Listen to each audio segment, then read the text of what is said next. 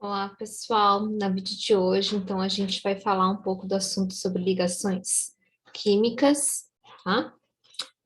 Primeiramente, né, antes da gente ir para os tipos de ligações químicas, vamos tentar entender o porquê que os átomos fazem ligações químicas. Existe uma razão óbvia para isso, tá? Então, essas ligações químicas, elas são feitas pelos átomos para eles adquirirem, para eles aí, perdão, adquirirem estabilidade, né? Estabilidade, vamos lembrar lá da regra do octeto, né?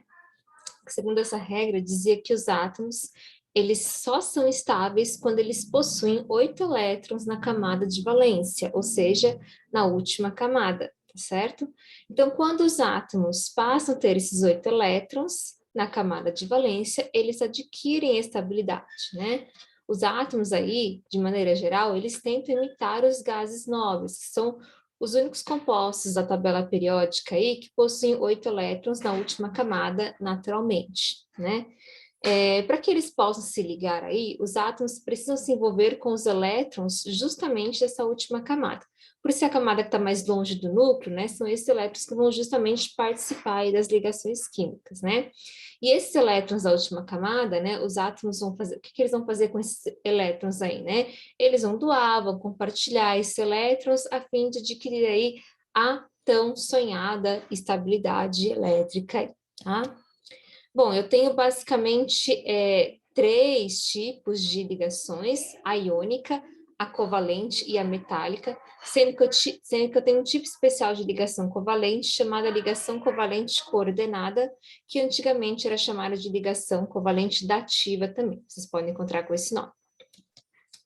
Vamos conhecer agora as características de cada tipo de ligação, tá? Então, a ligação iônica ocorre aí quando um átomo doa elétrons para o outro. Então, ocorre aí um compartilhamento não, é uma doação de elétrons aí para outro átomo. Isso acontece, né? Esse tipo de ligação acontece com os íons, né? Daí vem o nome, ligação iônica, né? Entre os cátions aí e os ânions. Cátions aí que eram íons positivos, né, e os ânions íons negativos, tá? O átomo que doa é sempre uma espécie que tem geralmente uma facilidade em perder elétrons. E o átomo que recebe, ele geralmente tem uma alta afinidade eletrônica, por isso que ele gosta de receber elétrons. Em geral, né, na tabela periódica, os metais, eles vão ser o átomo que doa elétrons, porque eles têm maior facilidade de perder esses elétrons da última camada. Já os ametais, perdão, saiu errado aqui, tá? É os ametais, têm boa afinidade eletrônica, né? Então, os ametais, não metais, né? Ou mesmo semimetais, eles costumam ter boa afinidade eletrônica, eles gostam de receber aí elétrons. Então, a ligação iônica, ela ocorre, então, entre um metal e um ametal. A ligação iônica é considerada uma ligação forte, tá? Então, só para a gente exemplificar como é que acontece isso, né? Exemplificando aí com o caso do sódio e do cloro, tá? O sódio, ele possui um número atômico igual a 11. Então, né, se ele for um átomo eletricamente neutro, né, que geralmente ele vai possuir, então, 11 elétrons. E, então, a sua distribuição eletrônica fica dessa maneira, tá? Como a gente pode perceber, o sódio, ele vai ter um elétron na camada de valência aí, né, que é a terceira camada aqui dele, 3s1. Então, se ele perder esse elétron aqui, a sua última camada fica desse jeito, 2s2, 2p6, ficando, então, com 8 elétrons. Ele fica estável, então, dessa maneira. Já o cloro, ele tem 17 número atômico, e assim também, né, sendo aí um átomo eletricamente neutro, ele também vai ter 17 elétrons aí. Então, a sua distribuição eletrônica fica dessa maneira aqui. Também tem 3 camadas, sendo que na sua última camada aqui, ele vai ter 7 elétrons. Como a gente pode perceber, 2 mais 5, né? São esses númerozinhos aqui em cima, representam a quantidade de elétrons que ele tem em cada subnível. Assim, caso o cloro receba um elétron, ele já vai ficar estável. Então, é viável para o sódio doar um elétron e o cloro receber um elétron, né?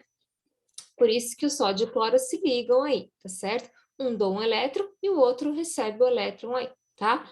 O composto gerado nesse caso é o NaCl, né? Também chamado aí de cloreto de sódio, que é o sal de cozinha, que é um tempero amplamente utilizado aí na gastronomia e muito importante, né, na história da humanidade.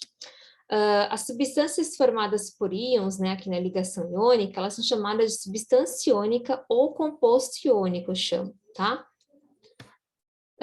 As características de um composto iônico, né? Sobre condições aí normais de temperatura e pressão, a maioria deles aí, né, enfim, praticamente todos eles são sólidos, né? Eles são, formam cristais aí duros, mas ao mesmo tempo quebradiços, né? Não são tão rígidos assim.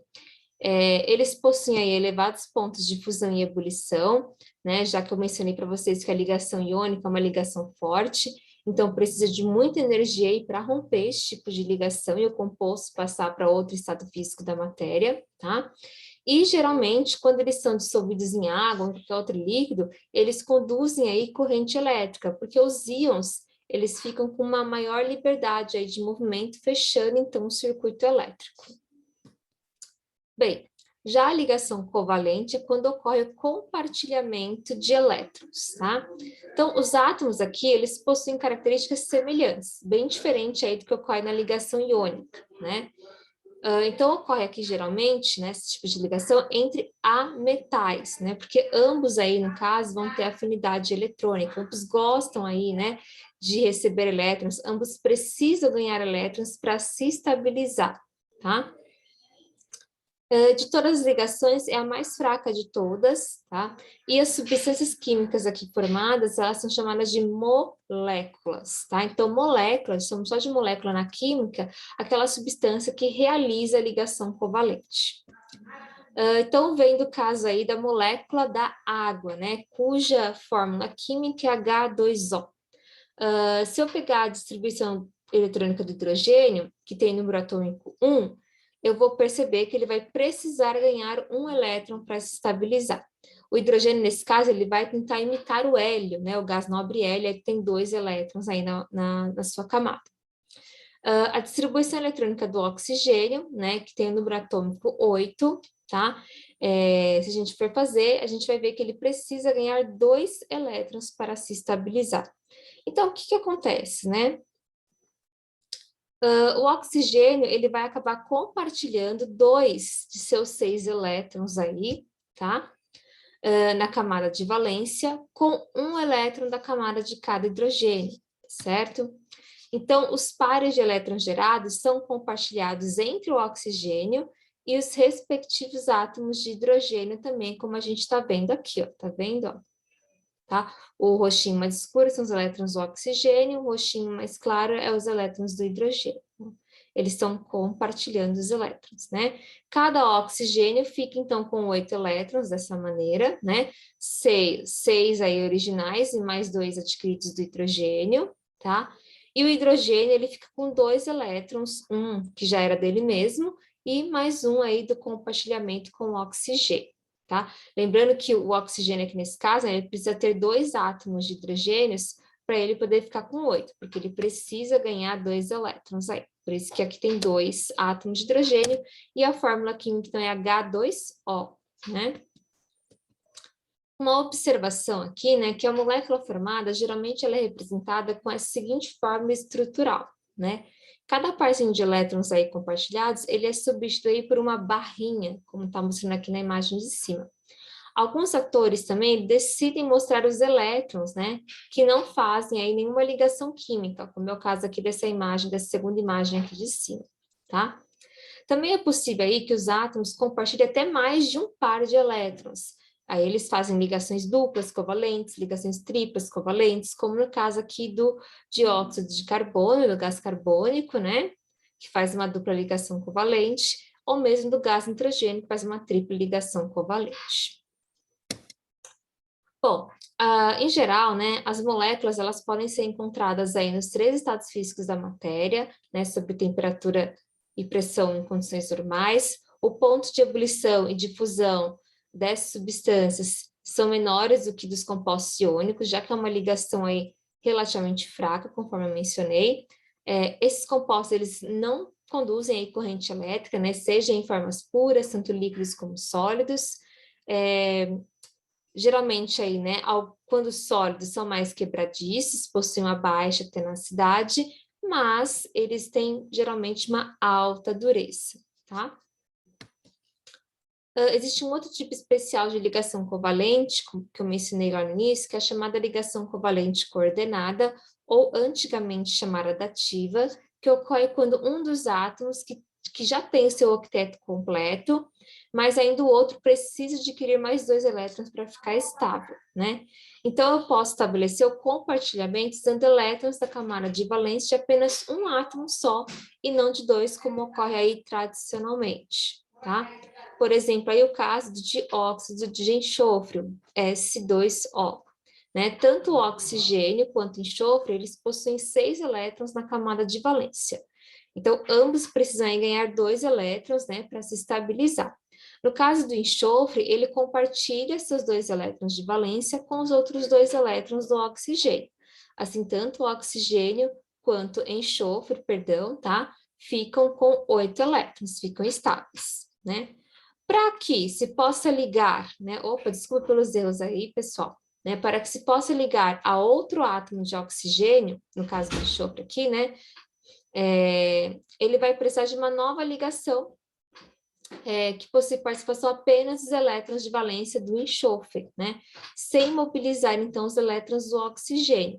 Então, percebem que aqui desse lado, ó, acontece uma ligação covalente comum, e aqui desse outro lado, ó, acontece uma ligação covalente dativa, tá? Em que só o enxofre está compartilhando seus elétrons aí, né?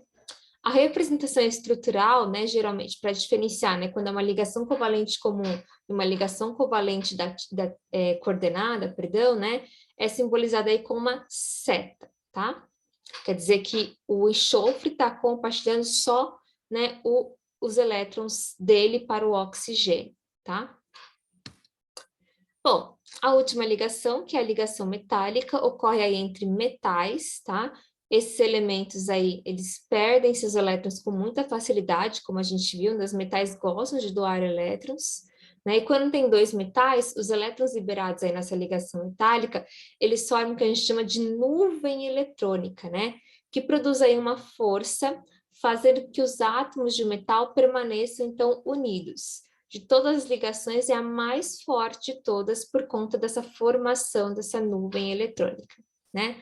Então, os elétrons de valência, né, que ficam aí totalmente livres, né, os metais, então, eles ficariam com uma carga positiva, né, e ficariam estabilizados por esses amontoados de elétrons livres aqui, nesse mar de elétrons aí, tá? Bom, os metais, como a gente já viu na aula de tabela periódica, né, em condições normais de temperatura e pressão, eles são sólidos, com exceção aí do mercúrio, que está no estado líquido, são bons condutores de calor e eletricidade, eles têm um brilho característico, são dúcteis, né, pode formar fios ou lâminas com muita facilidade, tá certo?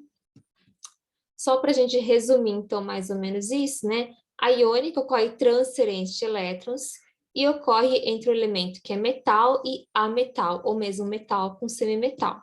Já a covalente ocorre o compartilhamento de pares de elétrons, ocorre entre elementos químicos com características semelhantes, por exemplo, um ametal e outro ametal, ou um ametal com semimetal, enquanto a metálica, né, vai envolver cátions aí de elementos metálicos, onde esses cátions aí, né, ficam envolvidos numa nuvem eletrônica. E ocorre, né, pelo nome aí, entre 2 metais, metal e metal, tá certo? Então, até a próxima aula, pessoal. Tchau, tchau.